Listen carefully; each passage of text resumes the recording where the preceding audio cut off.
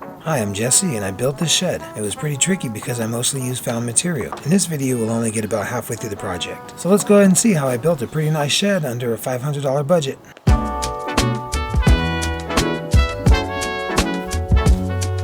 I want to put the shed in the corner of the backyard right here next to the greenhouse. I'll attach it to this wall right here. That'll look pretty cool. And I can have it curve around this way. And this wall can be a little longer, like 11 feet maybe. And I'm just going to lay down these 4x4 posts on top of these pavers. So I'll try to cut all these boards to length while avoiding the rotted parts. And it looks like I'm off to a rough start here with this piece of wood. I got most of these fence posts from a guy here in Milpitas. He got a new fence and was giving all the old fence pieces away. So I figure if I lay them on their sides, they'll be strong enough for my shed. And I'm laying them on pavers, which is a pretty cheap material, and I'm really hoping they don't sink in the mud when it rains out here. I just didn't think I could afford base rock or cement or whatever. And I spent several months looking for lumber and building material. It's a pretty good sized shed and the price of lumber is really high, so I was really depending on just finding material. There was a while there where my pile of lumber just wasn't growing and I didn't think I'd be able to do this project. And then eventually I hit a surge on finding material. This fence was a big come up, but then I also had people that were just throwing away some 2x4s and 2x6s. And eventually I came to a point where I estimated that I had enough material to finish the project. And then I just kind of had to start building it. Because I was relying so much on found materials, I couldn't build it exactly the way that it should be built. I kind of had to get creative and,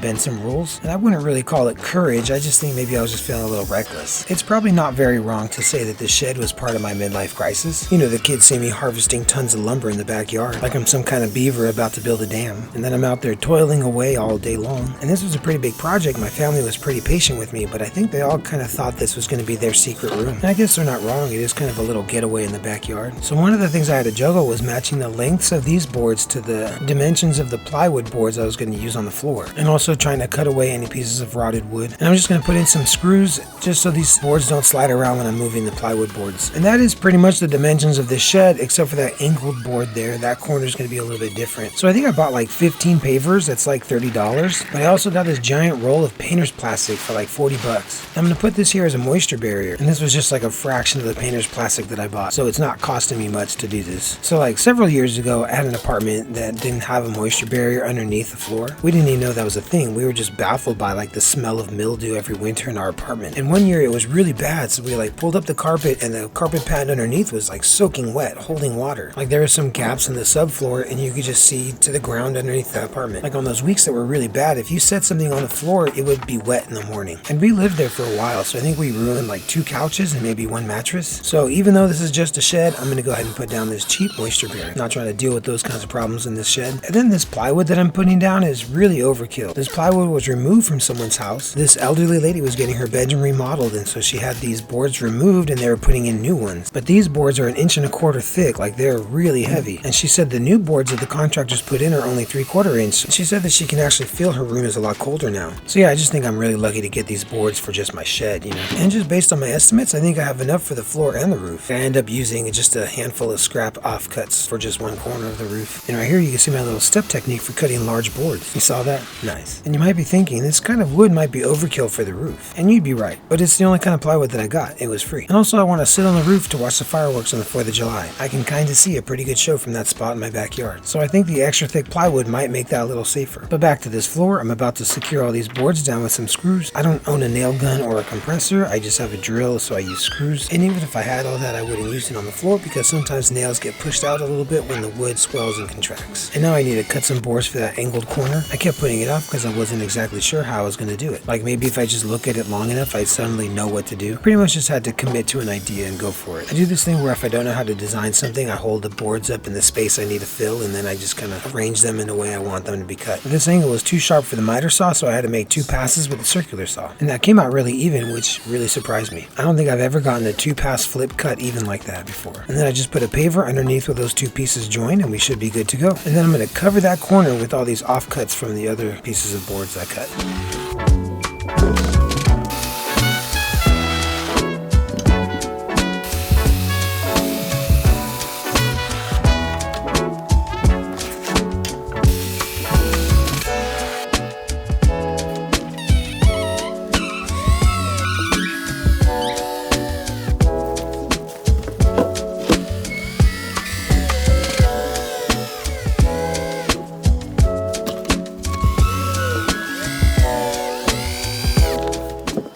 confused myself with this little triangle here. I just forgot that I'm planning on cutting off that one corner. And that pretty much concludes some of the work I'm doing on the floor. I'll get back to that much later, but right now I'm going to start working on these walls. I'm trying to cut 2 boards at once. I thought it'd be more efficient, but I don't really like doing that. So this wall is only 6.5 feet tall, so I needed a bunch of 2x4s that were about the same width and about that same length. The really clean, dark looking ones I think I got from a guy who was redoing his roof over in Willow Glen. The dusty looking ones were from like Cement Forms. I think someone in Fremont had those. And then there's some really old boards I have that have like whitewash on them, and those are from like a 100-year-old barn that got taken down recently. And that was in like Danville. They had a ton of wood, but the nice boards are for sale, and so they had this free pile, and I just dug through there and grabbed what I could. And I'll use this 4x4 post for the corner of the wall. I actually didn't have enough 2x4s for this project, so I had to mix in this 4x4 there. And I didn't have enough lumber to do all the studs 16 inches apart, so I ended up doing them like 24 inches. That's probably good enough for a shed. So that wall is going to sit opposite of the greenhouse, and this roof is going to have like a 6-inch slope, so that way rain goes off to one side, and the greenhouse side is the high side of the shed. So I did that other wall first so that I could temporarily stand it up and then measure out my actual angles and heights for all these boards. And once I get all my measurements, I can lay that wall back down and cut all the boards for the wall that goes in between these 2 walls. It's so easy. But probably if I had like a drafting program, I could have like done all those measurements like in a computer or something. I tried doing it on the paper and I was like, what am I looking at here? Anyway, it just needs to be like mostly straight. It would have been nice to have the shed be a little bit taller, but I needed it lower than the lowest point on the greenhouse roof. I just don't want any places on the roof where water could puddle. And I'm picking up this wall first because I need to fasten it to the greenhouse. I hate it when you go to put up walls and the first wall is just kind of balancing on its own. See, I actually designed this greenhouse to share a wall with a shed, but we'll open up that doorway there much later. And see, now when I pick up this wall, I can just attach that other wall really quick. And with 2 walls on the floor, this is starting to look like something. And at this point, the wall is really wobbly, but that's okay because air can pass through it and there's nothing sitting on top of it yet. So I end up addressing its wobbliness later. So now that 2 of the regular walls are up, I have to put up a weird wall up against the greenhouse. And because of my limited materials, I'm going to have to use 2x3s for this wall. And it's going to be directly attached to the greenhouse. And I was doing this under the assumption that these 2 structures would be supporting each other, but I never imagined that they might fight against each other. You know, I guess we'll see. And one thing that I haven't explained yet is that every time I cut a board, I have to turn it all the way around. I have to be careful to not hit a greenhouse window or the camera. That's just how it goes when you get used lumber. You have to cut off both ends a lot of the time. But like some of the lumber is fine. I only have to cut one end. I just don't recommend doing this kind of work in between a house made of glass and a camera you can't afford to replace. See, look, I cut these 2 boards at the same time. I always feel like when I do that, they're just going to shift a little bit and one of them is going to be a little off. So this wall is kind of like the easy one because it's connected to the greenhouse, and I have this little doorway that's meant to connect the greenhouse to the shed. So I cut some 2x2s that are meant to support that doorway. I think I actually used those boards for like some shelves I made several years ago, and then like right before I built the shed, I used them to like paint some other shelves for a neighbor, and now it's in one of the walls in my shed. And I used some really long screws to go straight through these boards into the greenhouse wall. I might have spent about $50 in screws for this project. So you'll see yellow and gray screws. The yellow ones are from the store, and the gray ones I pulled out of some of the used lumber. It was actually a lot more used screws than I expected. And then this 2x6 is going to go above the door frame. It's going to sit right on top of those 2x2s there. I just wanted to make sure that that board is able to support the weight of the roof because the doorway is a little bit wide right there. And I have this ugly block of wood I'm going to throw right in the middle there. So I guess when I say found material, I just mean like this is material that people were getting rid of. Like this is all technically discarded material, but it's not like it's just tumbling down the sidewalk. Like this much discarded good lumber is probably unique to the Bay Area. Like this long board right here that I just cut was from somebody's discarded gazebo. Something like that. The lumber was in pretty good shape. It was just really old. So I hear people just constantly throw away stuff that's actually in pretty good shape. I don't know if you got it like that where you're from, but it's pretty convenient out here. And some of these people, it's just cheaper to have somebody else come and take it away rather than paying to haul it to the dump. So right here, all these boards that I'm cutting are for the roof. These are just going to run from one wall to the other at a slight angle. Gosh, in hindsight, I wonder if I should have used 2x6s for this. Well, the only thing I had long enough was a bunch of 2x4s. And these just have to reach across like a little under 10 feet. Like I said, this is a pretty good sized shed and you want to be able to hang out in there without feeling cramped. But I mean, like, it's kind of a weird thing to announce, like, hey, you want to come hang out in the shed? But it's whatever, that's what I'm going to call it. It's not any kind of dwelling, it's not an extension of the house, it's just a shed in the backyard. And this piece of wood is going to be a cantilevered beam. I put in a whole bunch of screws to hold it to this wall and also the greenhouse wall. So the roof is going to sit on top of this, but also later on I'm going to add some wall underneath that. This was one of those times where I wasn't sure how to design this part, so I kind of had to just build what I could and then isolate the part that I wasn't sure about and figure that out later. So now I got to put in all these roof beams in by myself. I don't know if you've ever put in long boards when you're up on a ladder, but if you drop one end, it kind of like pulls you off the ladder. So that didn't happen to me today, but it's happened to me in the past, I'm sure. And if you haven't watched my videos before, one other thing that I do is kind of collect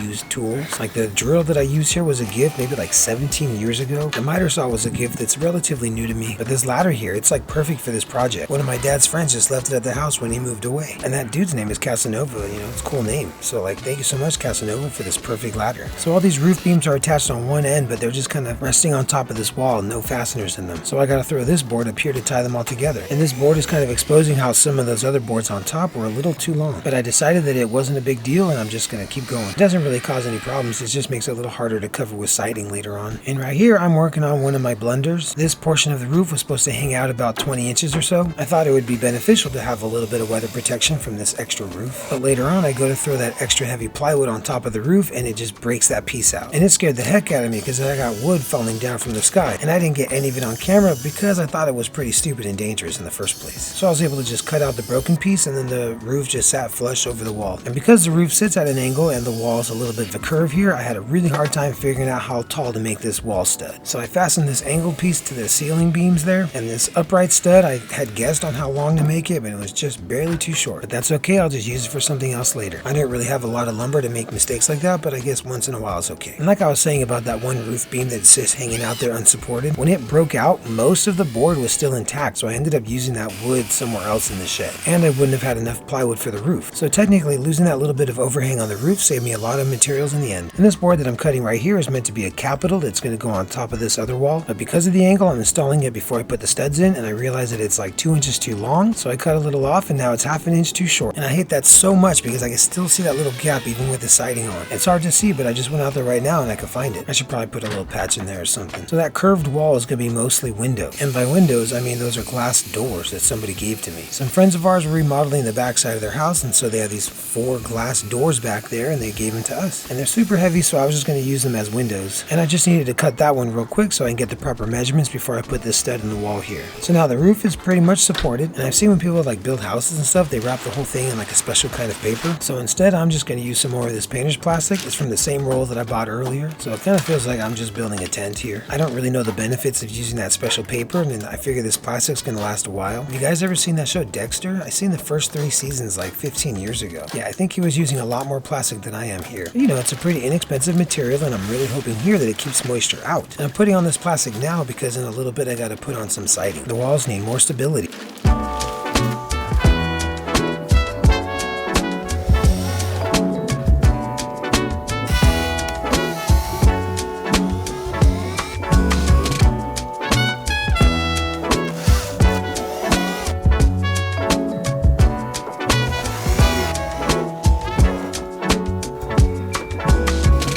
To further improve this wall's stability, I'm going to put in these blocks here. These are mostly just leftover offcuts from when I built the other wall. I just needed this wall to be a little more sturdy so I can go on the roof. And I need to walk carefully when I'm up here because I've seen videos where people step on the wrong part of the board and the whole thing just flips up and they go through. So it gets a lot safer once I put all the screws in. And yeah, when I threw these heavy plywood sheets up here, it broke that one piece of wood that I didn't actually need. I don't know how roofers normally get wood up on the roof. I didn't get much footage up there because there was nowhere to put the camera, but I ended up covering the entire roof in painter's plastic. And I'm about to cut all these fence boards into 4-foot planks. I thought these were too wide for the miter saw, but later on I realized that it would have worked. So that probably would have saved me about 10 minutes of cutting, but that's okay. These fence boards are probably redwood and they're going to be used as siding. It would be pretty cool if I cut all the edges to be angled a little bit to give it kind of an overlapping effect, but I don't have the time for that. Originally I was planning on buying some exterior plywood, but this seemed a lot cheaper. So I guess this style is a bit of an experiment. I've never seen anyone do it like this, and in the Bay Area we have really chill weather, so this might be good enough. And these boards aren't perfect, so you can see little gaps in between them. So I just really hope that nothing punctures that plastic membrane. Once in a while I go back there to check and nothing ever seems wrong. And I already started the siding on the other wall, but I just barely did enough to give that wall some stability. I need to add a lot more siding to cover the whole wall. And this is where I get to put to use that old barn wood. It's all really old and brittle, so I can't really build anything with it, so I figured it can just cover the outside of the shed. I'm pretty sure that's what it was used for when it was on the barn. These were just exterior planks. And I kind of feel bad for whoever took apart that barn, because whoever took it apart had to make sure that everything was taken apart carefully and labeled properly and organized, because they were told that the barn was going to be rebuilt somewhere else. And then something fell through, so then the owners just had the wood sold or given away. So like some of the boards I'm working with here have labels on where they're supposed to go back on the barn. So I just think that's unfortunate for those guys that had to do that work. But I'm thankful to be given this lumber so that I can build this shed. And I just really wanted to build this shed back there. It'd be a cool spot for when someone in my family needs like a quiet space, or I could use it for an office or a place to display furniture because I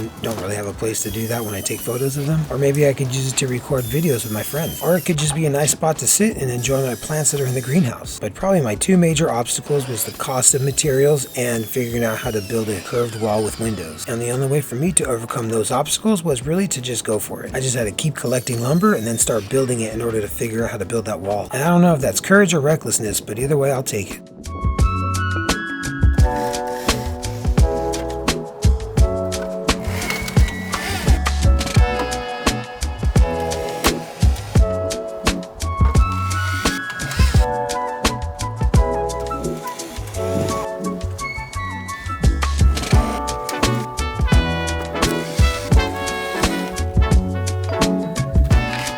This is a stud from a pallet, so I need to use my Sawzall because I don't want to hit any nails. I'm using that one piece of plywood and this 2x4 right here to create blocks to support the roof. The boards in that roof need more unity to be stronger. It's kind of a big roof, so it needs a lot of extra support, you know? But like this whole shed project required a lot of help. All this lumber came from different people throughout the bay who were just giving out lumber, and I came through to pick it up. And every one of them had different stories, something was going on with their homes, and I just feel really fortunate to connect with them and hear part of their stories. So yeah, and then all these stories kind of get built into the shed. So this ends up feeling like a community shed, you know? Because it was built on neighborly generosity, but that's probably just a good way to look at life. All these different strangers are actually my neighbors, and the result is that I get to have this really cool shed.